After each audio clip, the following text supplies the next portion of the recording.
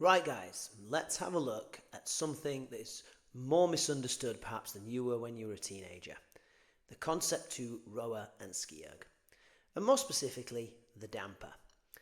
Because it's everyone's first instinct to whack it straight up to level 10 and go full Viking warrior, when in reality you've just made your workout less efficient, you're probably wasting effort, especially if you're training for hyrox or the likes.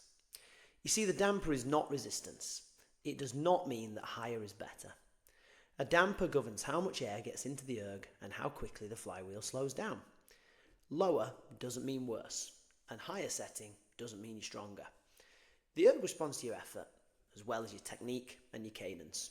It doesn't really care about muscle. It doesn't really care if you're thrashing about like a salmon who's just waited a really long time for his toast to pop and realised he never switched it on at the plug. On the rower and SkiErg, the sweet spot for most workouts is going to be anywhere between 3 and maybe 5 to 7. That's where you can actually learn how to move, build rhythm, produce your power efficiently, and not look like you're trying to tow a caravan through wet sand. Now, there's a slightly advanced tip for anyone in the community who's really trying to train these regularly and looking at their output and monitoring their data. If you want accuracy, you can stop guessing and start using the drag factor.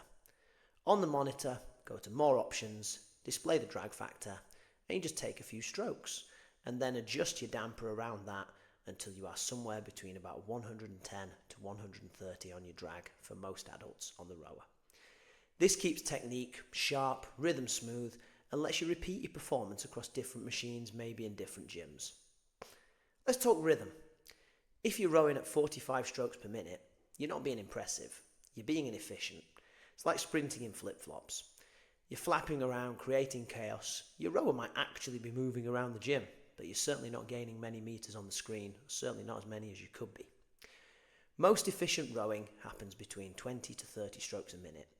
In fact, some of you could shave significant time off your 1,000 meter rowing by going at 15 to 20 strokes a minute with control and power instead of looking like you're trying to fight off a swarm of wasps. Same story on the SkiErg. Bring that damper down. Lower settings for longer aerobic work, high cadence with a smooth flow. Higher settings, maybe 6 and above, for short, aggressive sprints. In either case, you're going to feel out your force on each pull accordingly. You should be driving through the stroke a lot harder on a 500 meter session than you would on a 5,000 meter session. But that's only if you've got the technique to back it up. And being brutally honest, most people don't. Good skiing and rowing is about connection, rhythm, and efficiency, not pure and adulterated violence. If you're not checking dampers and drag settings, maybe just ask yourself, is your backside smashing into your heels? Is your stroke rate through the roof? And are you laying back flat, pulling the handle up to your top lip, which is where CrossFitters got the idea for that ridiculous Billy Bob tash that they're required to have by law. Follow sites like Erg Army on Instagram, or speak to a PT who isn't just there because they enjoy PE, and you might find the guidance you need. Get it right, and the erg becomes one of the most powerful conditioning tools you've ever used. And that's it. Easy.